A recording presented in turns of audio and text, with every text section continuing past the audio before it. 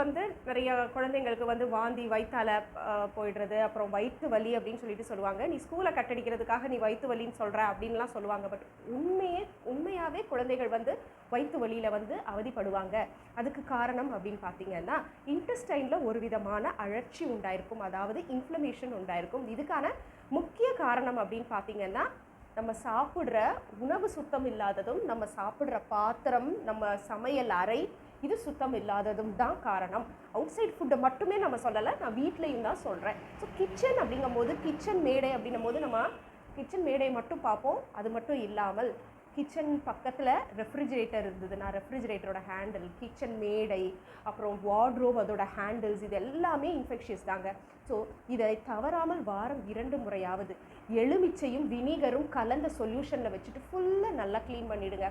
அதுக்கப்புறம் பிடி துணி இருந்ததுன்னா அதை நல்லா பாய்லிங் வாட்டரில் பேக்கிங் சோடா வினிகர் போட்டு நல்லா டிஸ்இன்ஃபெக்ட் பண்ணிவிட்டு வெயிலில் காய போட்டுருங்க.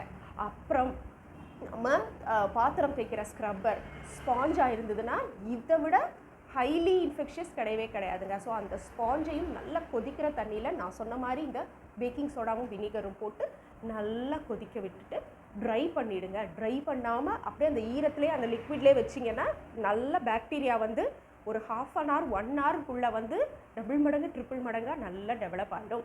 ஸோ இந்த மாதிரியான விஷயங்களை வந்து நம்ம கேர் பண்ணிக்கிட்டோம்னாலே போதும், நம்ம